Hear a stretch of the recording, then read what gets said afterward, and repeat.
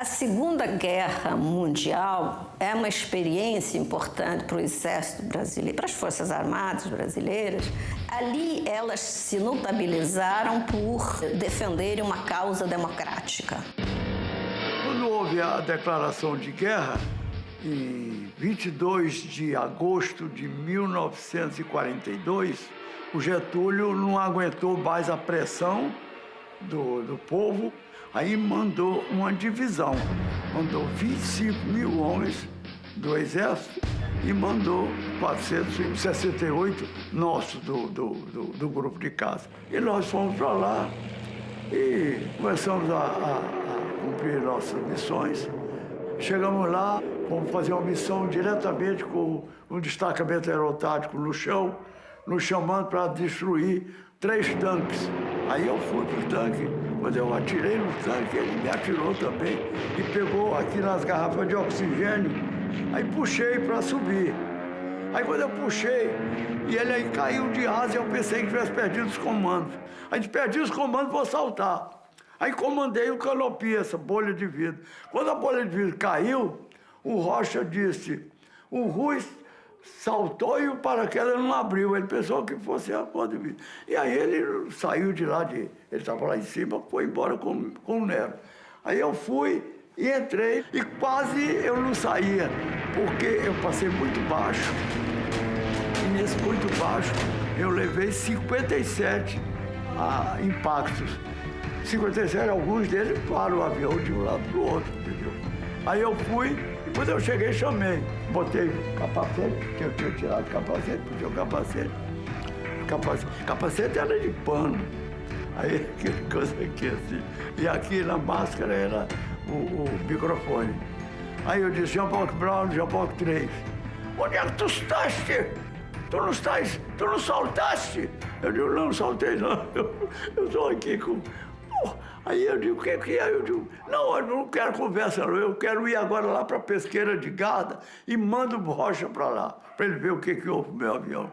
Então, quando você vê eu dizer, quantas missões você fez? 94, eu digo, o espelho do americano, poxa, 94, você é maluco, 94.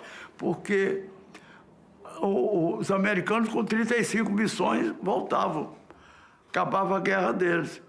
E nós não tivemos o substituto.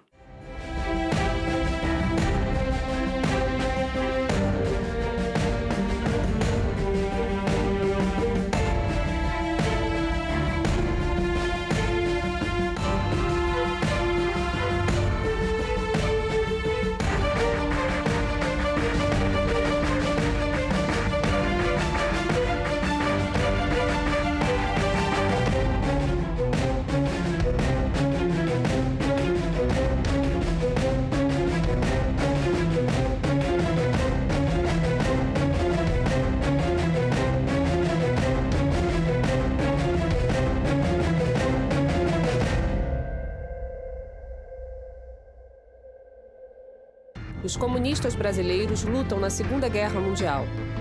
Os anos 30 são os anos de ascenso de Hitler ao poder, e isso trouxe grande repercussão no meio judeu, as perseguições que já se faziam sentir, e depois a deflagração da guerra. A minha arma era coragem moral, física, que eu demonstrei logo em seguida quando eu pude ir para a guerra. E lá, quando houve Monte Castelo, que houve aquelas operações que são consideradas mistas, comparando com Stalingrado, foram operações mistas com tropa alemã, mas mesmo assim o Brasil, o modo de ver, teve um comportamento bom. Os soldados foram para o combate, lutaram, os artilheiros foram para suas peças, lutaram, e a tropa alemã resolveu sair da Itália e foi embora para a Alemanha. Apolônio de Carvalho é um revolucionário exemplar. Enquanto oficial de exército, lutou na insurreição de 1935 pela Aliança Nacional Libertadora. Preso, na cadeia aprendeu o que era o comunismo e entrou para o partido. Solto, foi combater na Guerra Civil Espanhola nas Brigadas Internacionalistas. Derrotado, se evadiu para a França, onde foi colocado em um campo de concentração.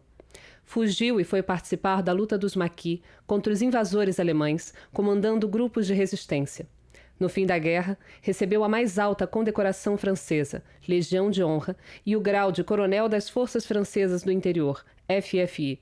No Brasil, fundou o PCBR, grupo dissidente do PCB que defendia a luta armada. Uma coisa muito bonita, por exemplo, a libertação de uma das cidades do Tarn, Carmaux. A terra de Jaurès, Jean Jaurès, Carmaux, muito bem. Nossas tropas entraram, né, e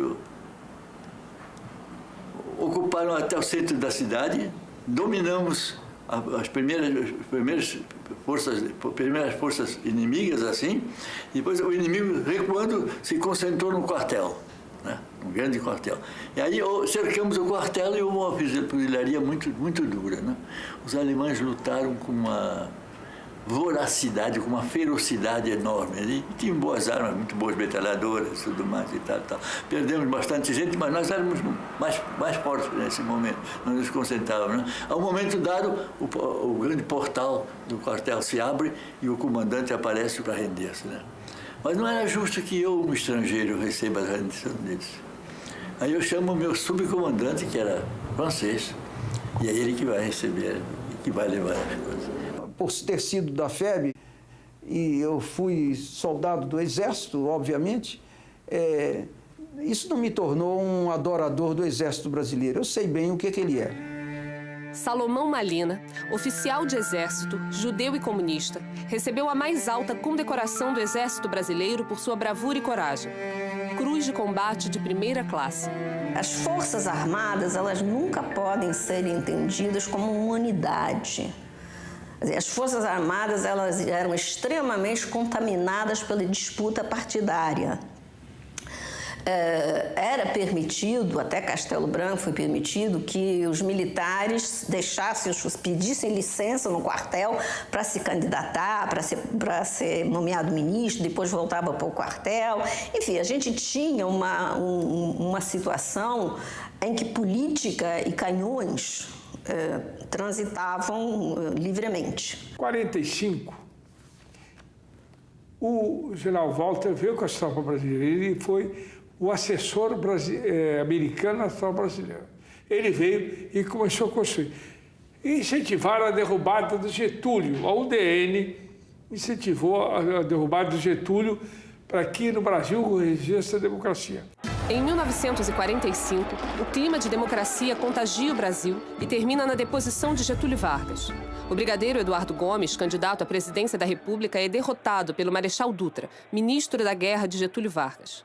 Esse trabalho de desnacionalização da mentalidade brasileira vem desde 15 de janeiro de 49, quando fundaram a ESG. A matriz disso está lá na ESG. O golpismo, o filo-americanismo, o comprometimento com as correntes internacionais está lá na ESG. Em 1950, o brigadeiro Eduardo Gomes perde as eleições para Getúlio Vargas. Quando eu entrei para a Marinha, em 52, nós estávamos no período democrático de Getúlio Vargas, que ele foi eleito em 1950. Então, ele já veio com aquelas intenções nacionalistas, né? E no começo do governo dele, e quando eu entrei, estava no auge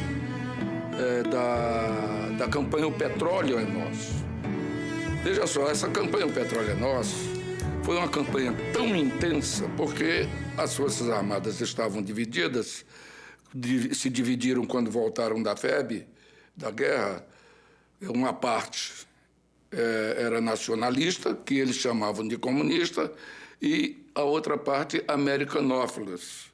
Então surgiu a Petrobras.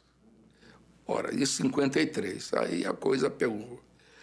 Quando chegou em 54, aí houve o fato do tiro de um segurança lá do presidente, e sem o presidente saber, ele resolveu matar o Carlos Lacerda, e o cara que foi dar o tiro errou o tiro, matou o Major Vaz.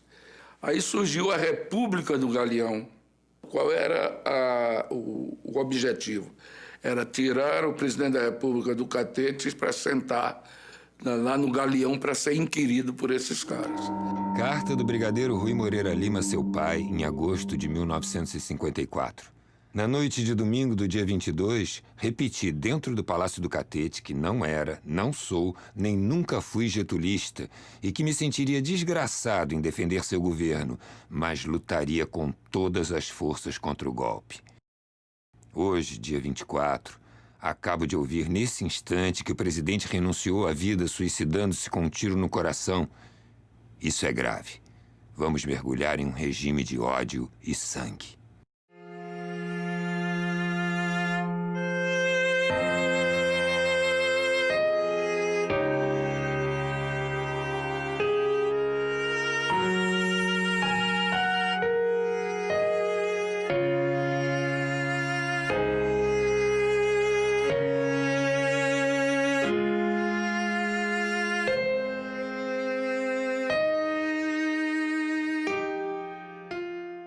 Em 55, eleições para a presidência da República.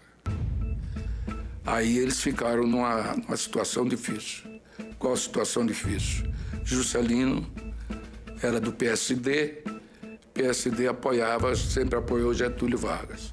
Então, eles pensaram, é a mesma turma que vai continuar. Nós temos que impedir. Quem era o ministro da Guerra nessa época? Era Lott. Quando ocupou a presidência, o Café Filho. Café Filho, o vice-presidente que substitui Getúlio Vargas, é afastado por motivos de saúde. Assume o presidente da Câmara dos Deputados, Carlos Luz, udenista contrário à posse de JK. Era a senha para o golpe de Estado que o general Henrique Teixeira Lott impediu no 11 de novembro de 1955. Houve um incidente que não tem nenhuma ligação com as eleições e que fez com que os acontecimentos se precipitassem. Foi o discurso do general Mamed na ocasião do enterro do general Carroberto. Foi para mim uma surpresa quando o então coronel Mamed, ele pediu a palavra e começou a falar. E a surpresa aumentou e também, para mim, preocupação, quando, ao invés de tratar da vida do general Carroberto, das suas virtudes, dos seus serviços às Forças Armadas do Brasil, ele passou a abordar problemas tipicamente políticos. Um dos fatos que também me surpreenderam foi que, ao terminar o discurso lá do Mamed, o então presidente da Câmara, Carlos Luz,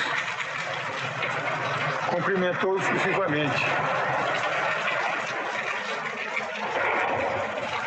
Surpreendeu-me essa fusão, porque eu não havia motivo para isso. Não. Ele não tinha feito a mesma coisa com outros oradores que falaram que justamente focalizaram em suas orações o passado do general Carroberto. E eu procurei um primeiro entendimento com o Dr. Carlos Luz.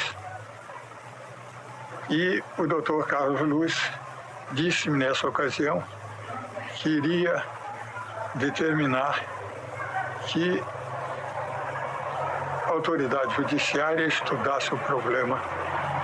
Eu ponderei que não se tratava de um problema jurídico, mas de um problema militar. E eu tinha apresentado 4 soluções possíveis. Uma era o coronel Mamed voltar para o Ministério da Guerra, que ele já estava na Escola Superior de Guerra mais tempo do que o que era normal, e eu não punia. Outra mais pior para ele era de que ele voltasse e eu punisse. Outra é que a autoridade militar a que ele estava subordinado, que é o Sérgio-Maior das Forças Armadas, o punisse. E, finalmente, que o presidente punisse. Qualquer das 4 soluções, para mim, resolvia o problema disciplinar. O doutor Carlos Luz disse-me, então, que nenhuma dessas hipóteses fora por ele aceita. Eu digo, nesse caso, senhor presidente, eu desejo saber a quem eu devo passar as funções de ministro da Guerra. E fui para minha casa. Mandei chamar o general Denis. Ele veio, então propôs-me que pusesse a tropa de prontidão.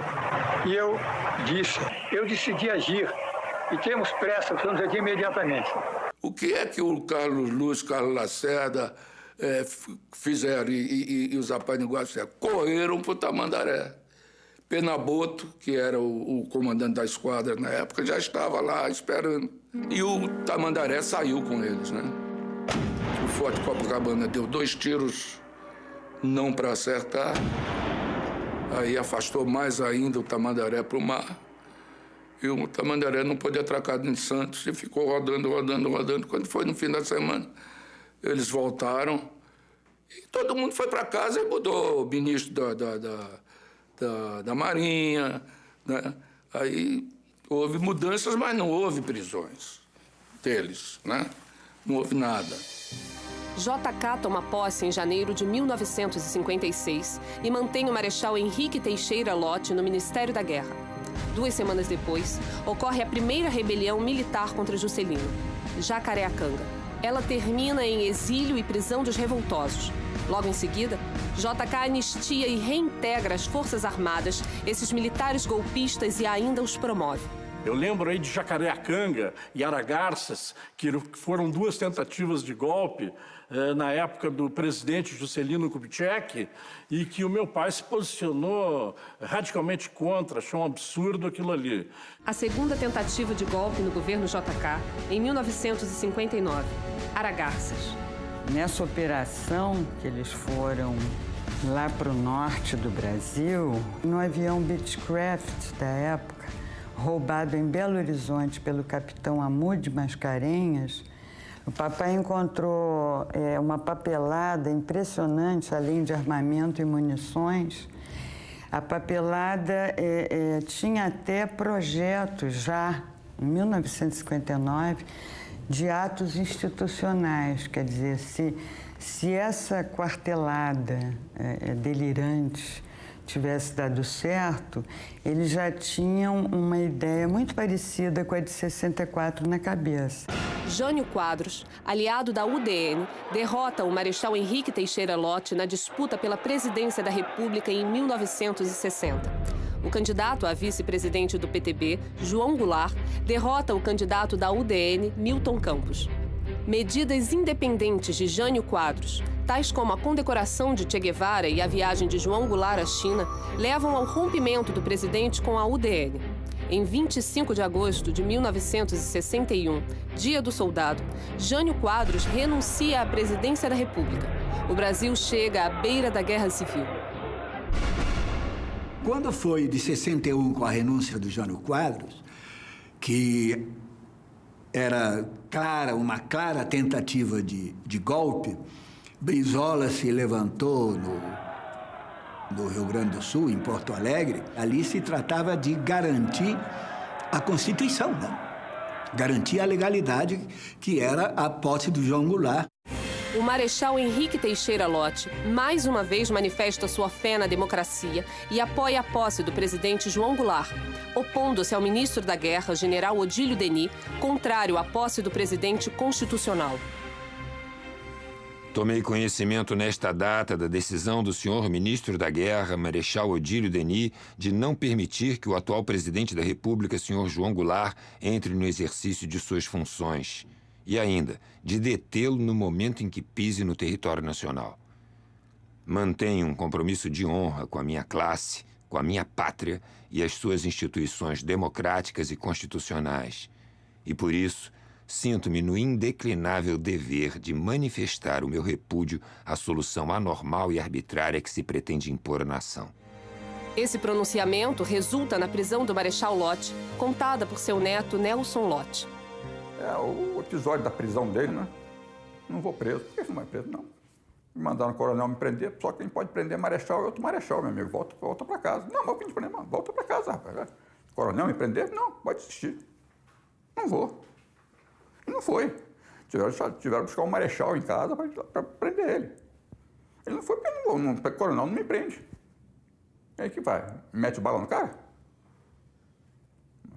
Arrasta, imagina, arrastar o marechal com 60 anos, ex-ministro da guerra, saiu arrastando o cara pela rua.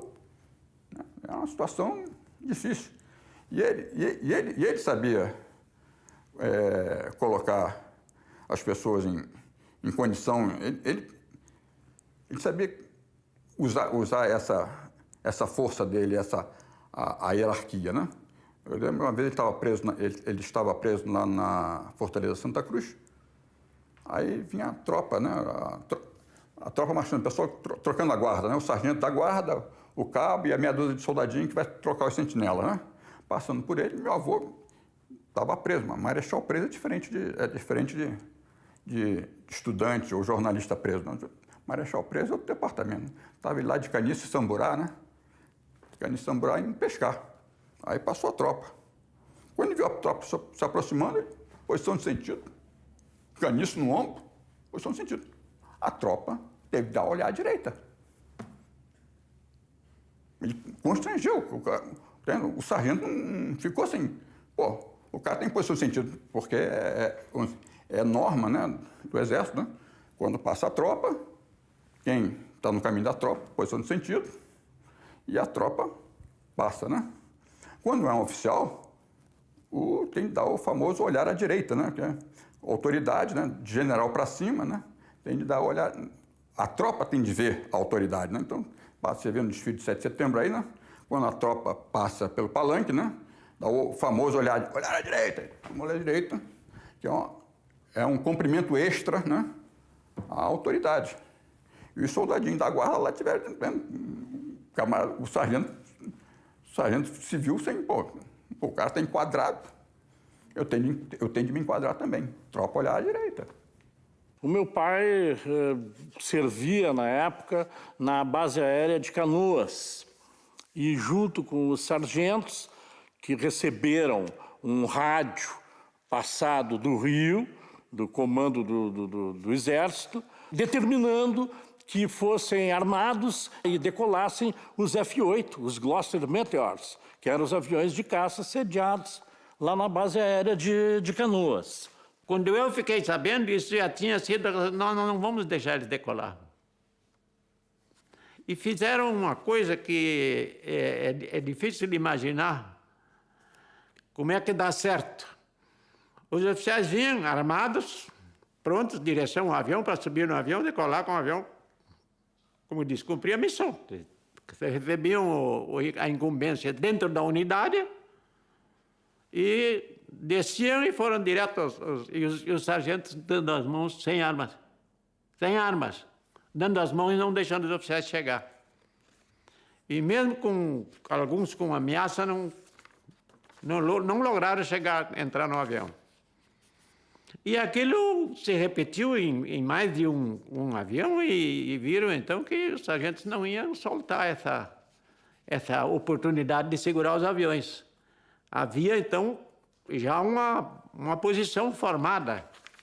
No dia seguinte, o comando da 5ª Zona Aérea reuniu todos os oficiais da base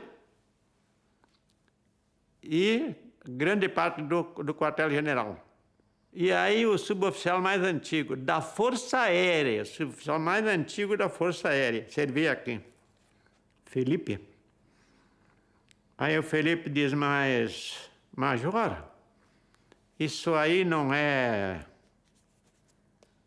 um golpe se nós agir dessa forma, né? Como é que nós vamos agir dessa forma?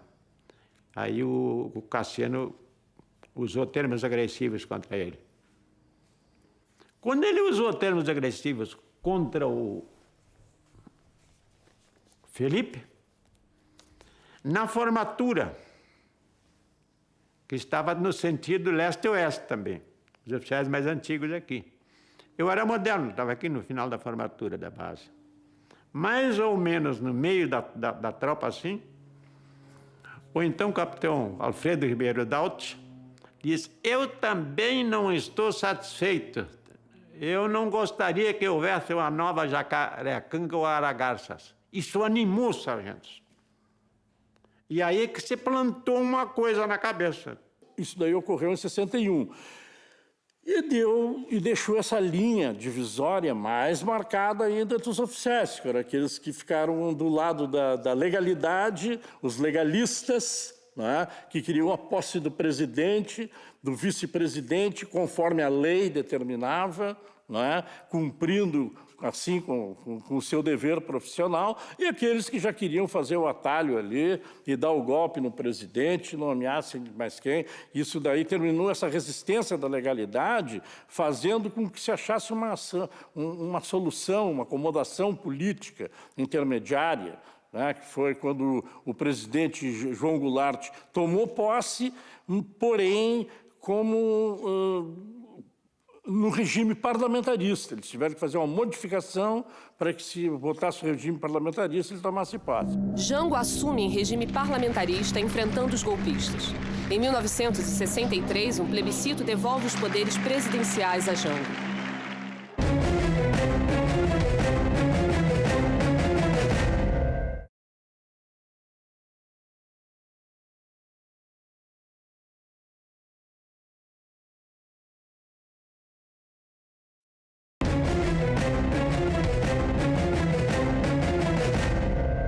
Em 1964, o golpe militar divide as Forças Armadas. Os oficiais legalistas, derrotados pelos golpistas, passam a sofrer perseguições. O fim da democracia e o fim do equilíbrio de forças. O meu pai foi cassado, perdeu todos os direitos políticos dele por 10 anos. Ele foi banido da Força Aérea, né, por ato institucional. Sofreu tortura e preso no quartel da Polícia do Exército, no centro de Porto Alegre. Lamarck era tenente lá da PE, que é uma figura notória da resistência contra a ditadura militar. No dia que ele estava de serviço como oficial de dia, eles, ao invés de comer em lata de goiabada, que eles serviam comida para eles em lata de goiabada, como se fosse prato, ele mandava servir a refeição em prato e talher. Eles notavam que existia esse respeito desse oficial de dia por eles. Até a fuga do meu pai, coincidentemente, no dia em que o Lamarck estava de oficial de dia, né? Meu pai passou para cima do forro dessa unidade, desse quartel da PE, caminhou em direção à praça, onde a altura do forro com a calçada era menor, atou ali o cobertor, que lhe servia de abrigo, pulou e dali ele desceu e foi embora para casa e acordou a minha mãe e a minha avó em plena madrugada. Minha avó, que é espírita, pensou até que estivesse enxergando alguma coisa, algum sinal. E a partir daí, o meu pai então procurou, né, assim, através de um advogado que ele conhecia, um auxílio para sair do Brasil, e ele conseguiu isso, né, para tirarem ele ali de Porto Alegre. Ele passou a fronteira e pediu exílio no Uruguai.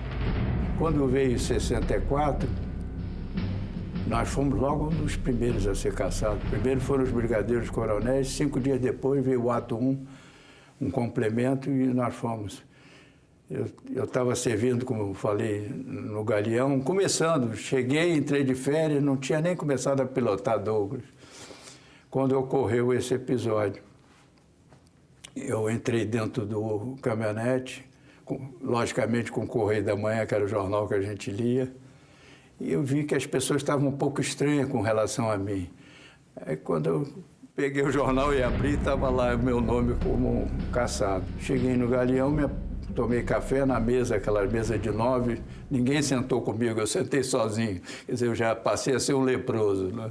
Uma pessoa não grata, perigosa, porque se qualquer coisa podia respingar neles.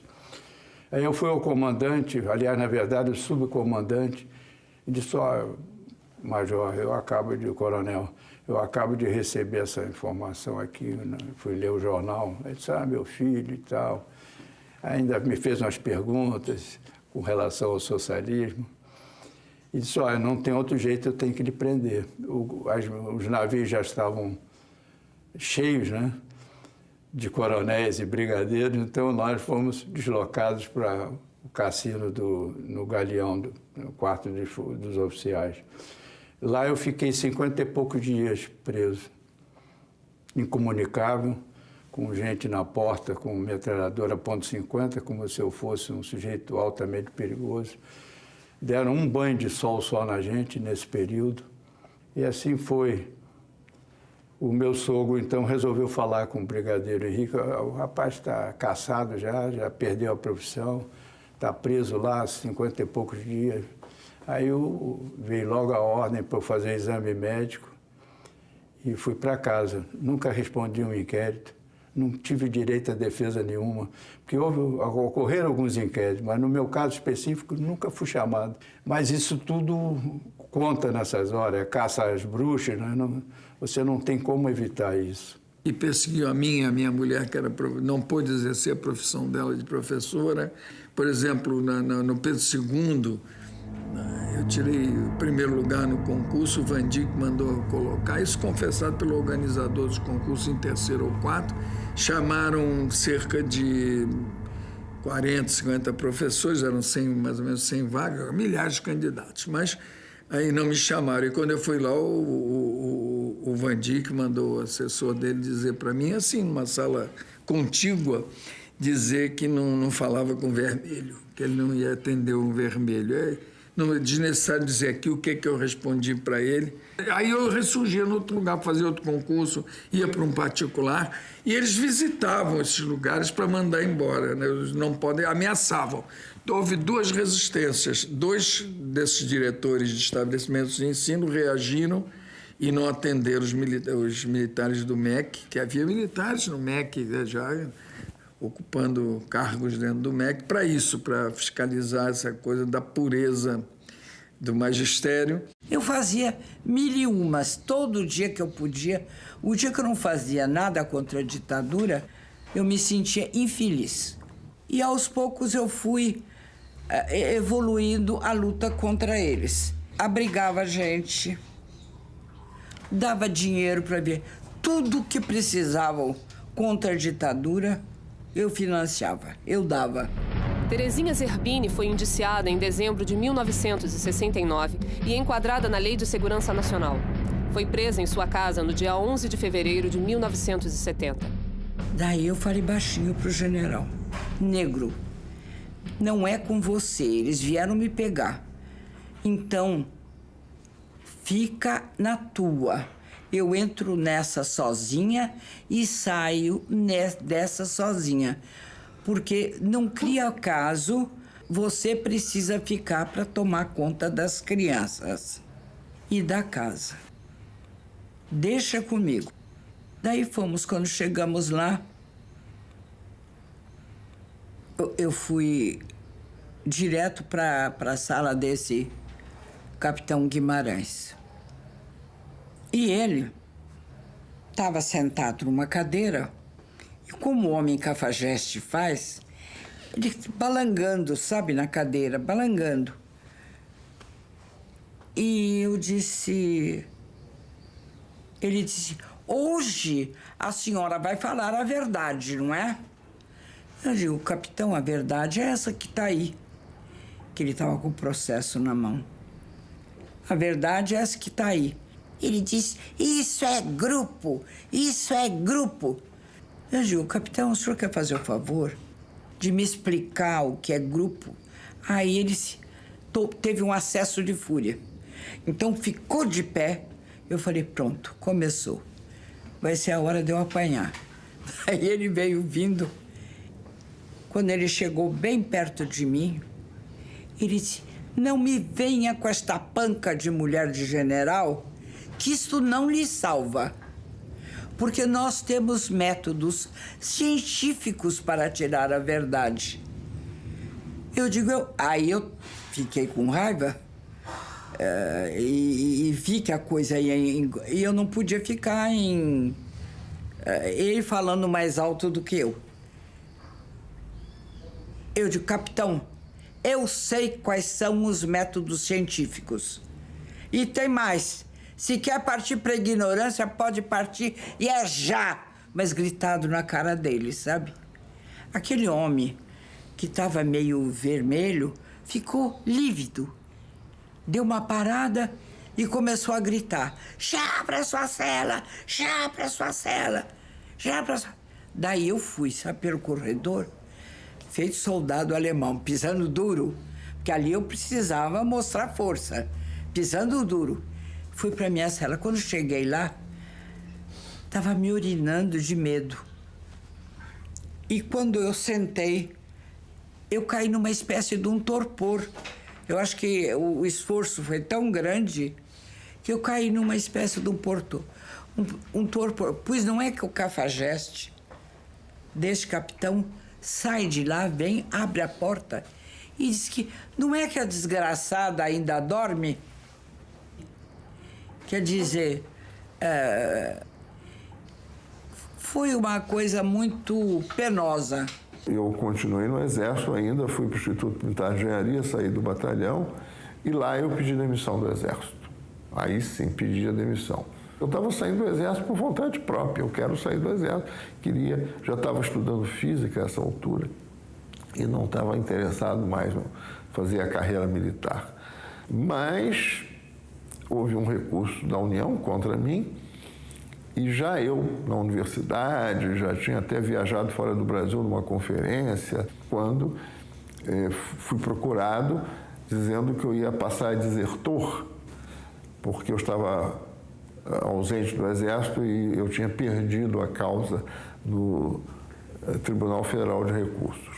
Por conselho de amigos meus militares, eu aleguei que eu estava mal de saúde. Eu não estou bem, eu não posso voltar assim.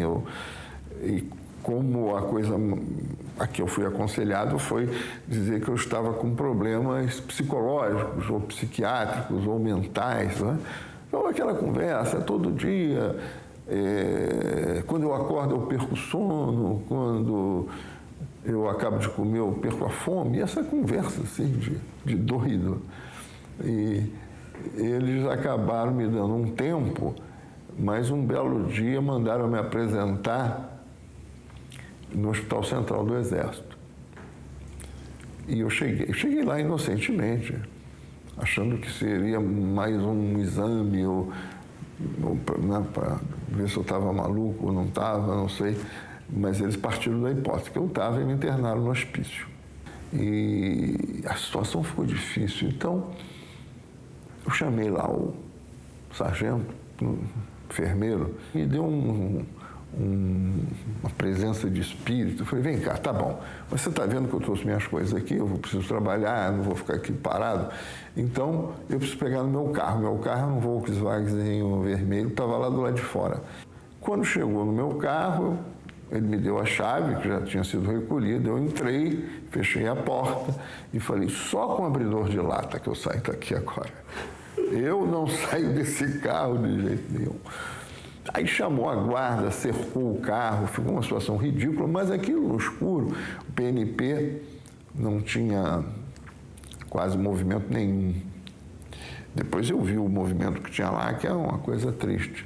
Mas então eles chamaram a guarda, me cercaram, fiquei eu dentro do carro e uns 4 soldados armados lá me vigiando e eu negociando pelo vidro, assim, meio... Então, o sargento concordou em que eu fosse falar com um oficial médico que ficava fora do PNP. Quem era o oficial médico de dia era o médico parteiro da minha mulher. Quando ele me viu, levou um susto. Que é isso?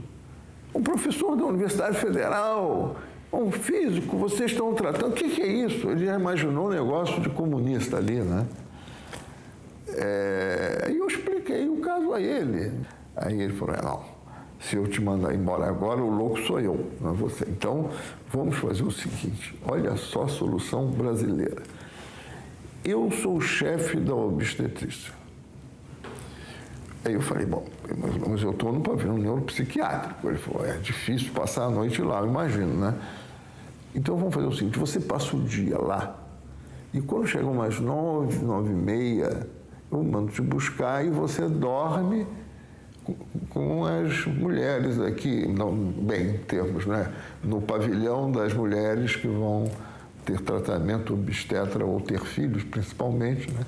Então, eu fiquei nessa situação cômica, que eu passava o dia como louco e a noite como grávida, porque eu me recolhia.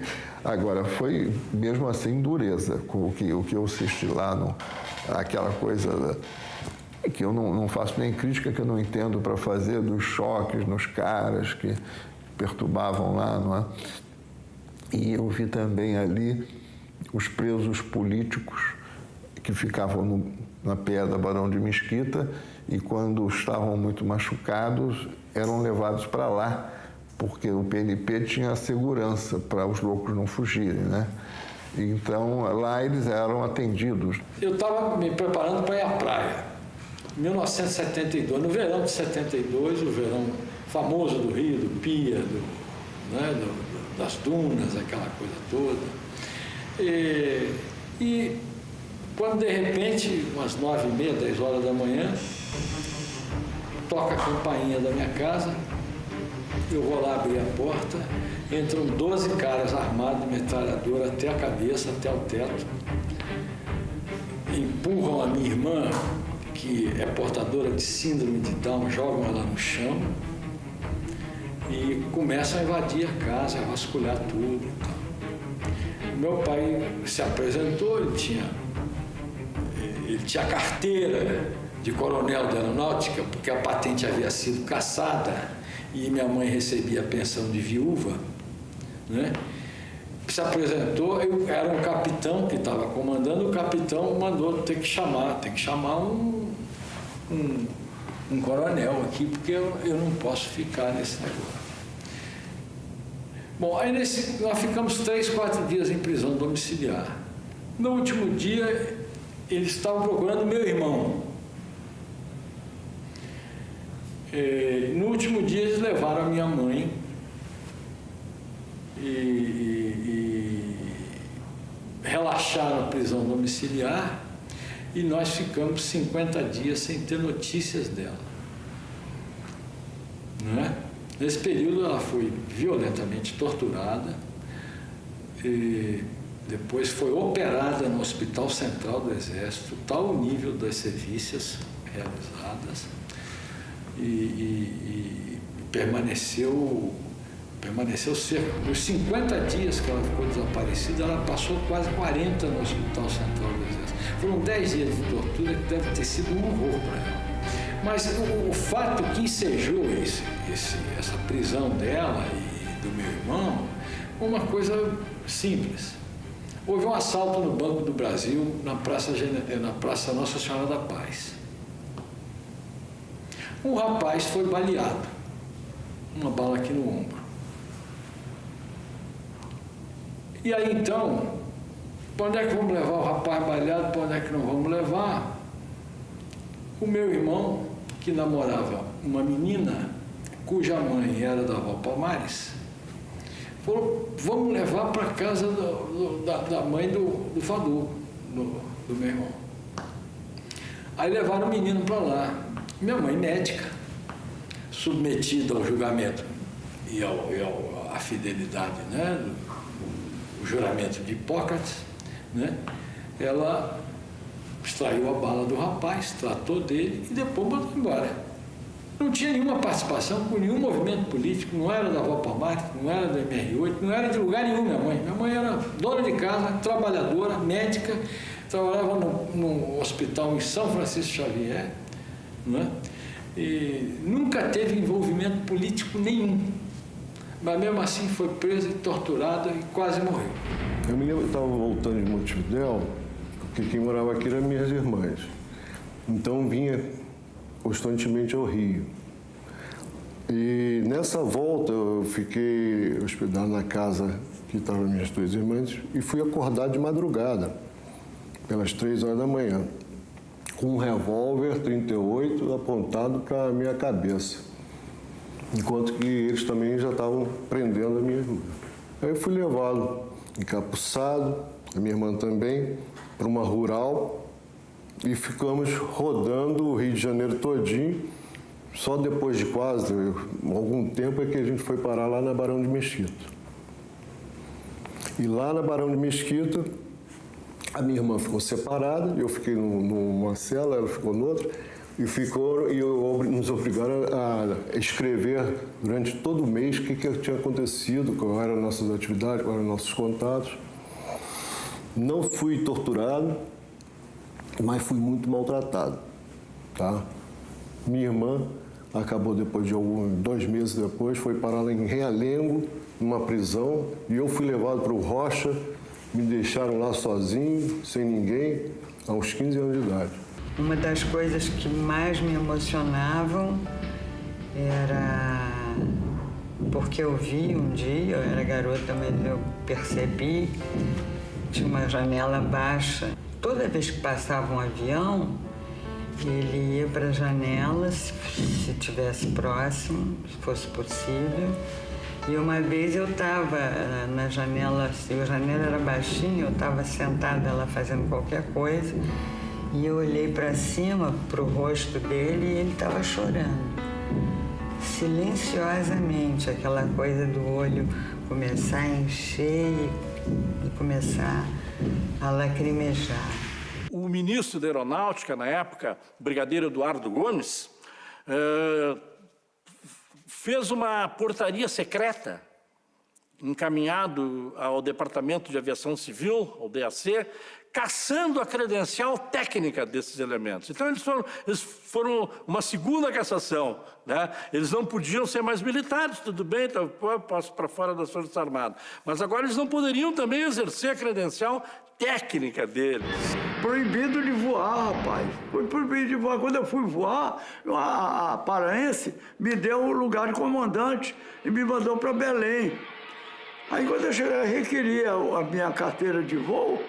Quando eu requeri minha carteira de voo, passei 1 mês, 2 meses, aí, pô, cadê a carteira de voo? Aí eles botaram, fizeram uma portaria secreta e disseram que quem foi atingido pelo ato institucional não tinha direito de voar. Você já viu, quer dizer, matar de fome. Mas os aviadores não puderam ser aviadores civis. Porque você tinha que fazer uma solicitação. Aí eles não entregavam. Você fazia de novo, eles não entregavam. Aí o papai foi para a Justiça, chegou ao Supremo, ganhou, fez nova solicitação para receber. Como uma carteira de motorista, uma carteira de piloto. Sem isso você não trabalha, nem na Bélgica, nem aqui. Em lugar nenhum, entendeu?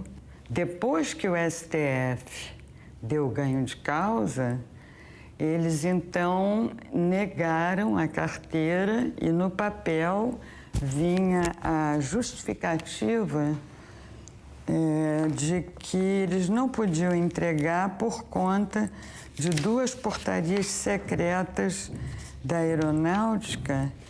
Era a licença de piloto de linha aérea.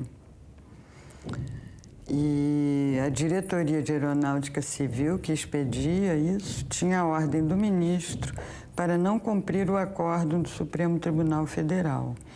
Até hoje, se eu quiser voar, tem que ir lá resolver burocraticamente a cassação dele, né?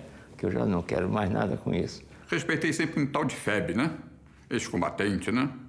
E minha família toda de militar, coisa e tal, ex-combatente, né? Os heróis brasileiros, né? Os caras que combateram o nazismo, né? Os grandes heróis da pátria, né? Aí, pô, e entre esses heróis brasileiros, né? Tinham 2 assim que sempre me falaram alto, um por proximidade, vamos assim dizer, até familiar, porque eu e os filhos dele fomos muitos amigos, que é o Coronel Kardec Leme, né? E outro é que era um mito para mim, que era o Rui Moreira Lima, né? E tem a Gloriosa de 64. Pega esses 2 e mais um bocado deles simplesmente joga na trilha da história. Isso que era chocante para mim, para ver um herói preso. Um herói nacional, um ex-combatente preso atrás das grades, feito uma fera. Pô, era meu tio. O que ele fez? Estão enxovalhando as pessoas gradas do país, os heróis nacionais estão sendo enxovalhados. Isso aí que me revoltou, isso aí que me fez começar a participar de grupo de resistência, né? Tem tantas coisas agradáveis na vida, tanta prática das quais eu me orgulho. E quando volta a debater questões de um foragido, de máfia, que isso, ditadura é uma máfia, não respeita nada. Amigos meus, quantos foram mortos? Ninguém sabe nada. Então, quando eu dou esse depoimento, minha cabeça passa por esses lugares e me comove.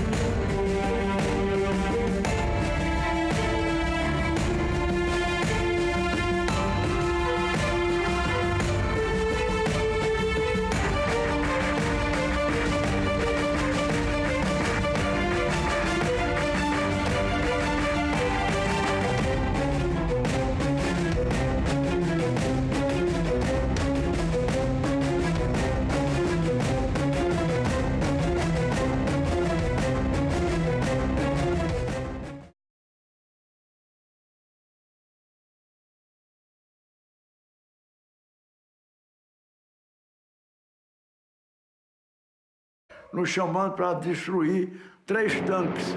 Aí eu fui pro tanque, quando eu atirei no tanque, ele me atirou também e pegou aqui nas garrafas de oxigênio, aí puxei para subir. Aí quando eu puxei, e ele aí caiu de asa, eu pensei que tivesse perdido os comandos. Aí de perdi os comandos, vou saltar.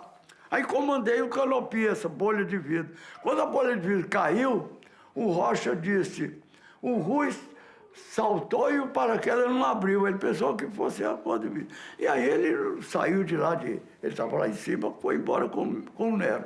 Aí eu fui e entrei e quase eu não saía, porque eu passei muito baixo. E nesse muito baixo eu levei 57 impactos. 57, alguns deles para o avião de um lado para o outro, entendeu? Aí eu fui, e quando eu cheguei, chamei. Botei capacete, que eu tinha tirado o capacete, puxei o capacete. Capacete era de pano. Aí, aquela coisa aqui assim. E aqui na máscara era o microfone. Aí eu disse, Jean Paul Brown, Jean Paul 3. Onde é que tu estás?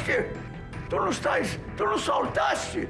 Eu digo, não saltei não. Eu estou aqui com... Aí eu digo, o que é? Eu digo, não, eu não quero conversa, não. Eu quero ir agora lá para a pesqueira de Garda e mando o Rocha para lá, para ele ver o que houve no meu avião. Então, quando você vê, eu dizer, quantas missões você fez? 94, eu digo isso perto do americano, poxa, 94, você é maluco, 94. Porque os americanos com 35 missões voltavam, acabava a guerra deles. E nós não tivemos o substituto.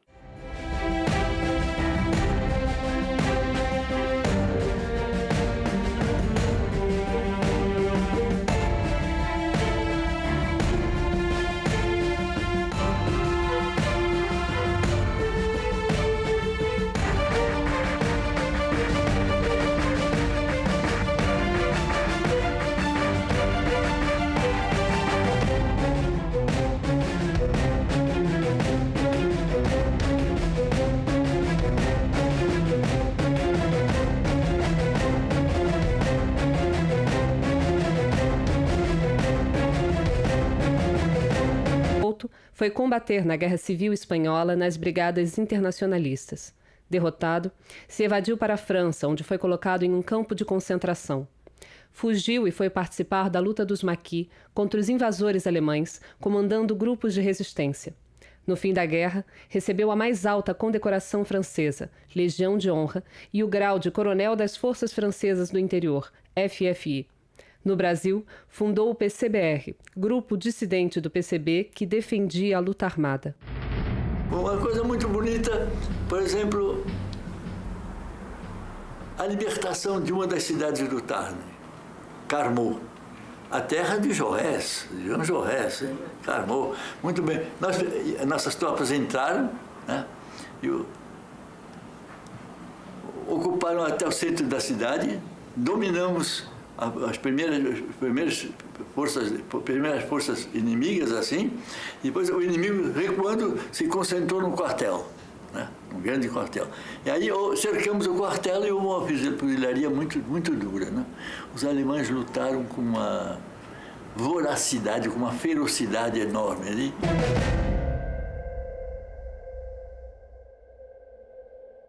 Os comunistas brasileiros lutam na Segunda Guerra Mundial.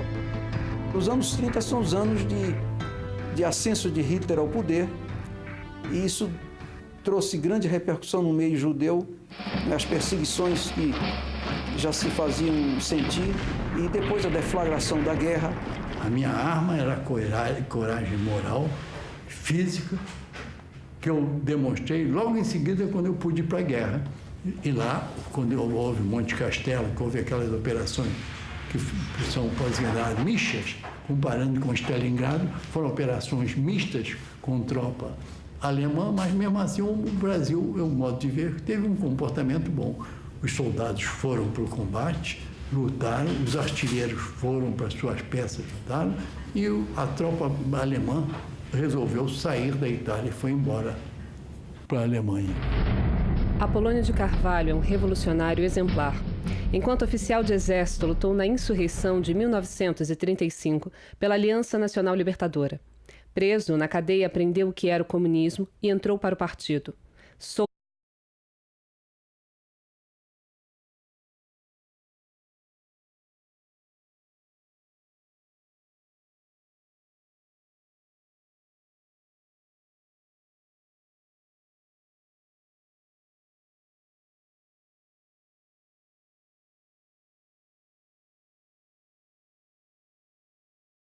A Segunda Guerra Mundial é uma experiência importante para o Exército Brasileiro, para as Forças Armadas brasileiras.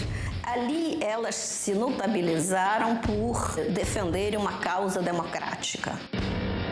Quando houve a declaração de guerra, em 22 de agosto de 1942, o Getúlio não aguentou mais a pressão do povo. Aí mandou uma divisão, mandou 25 mil homens do Exército e mandou 468 nossos do grupo de casa. E nós fomos para lá e começamos a cumprir nossas missões. Chegamos lá, fomos fazer uma missão diretamente com um destacamento aerotático no chão.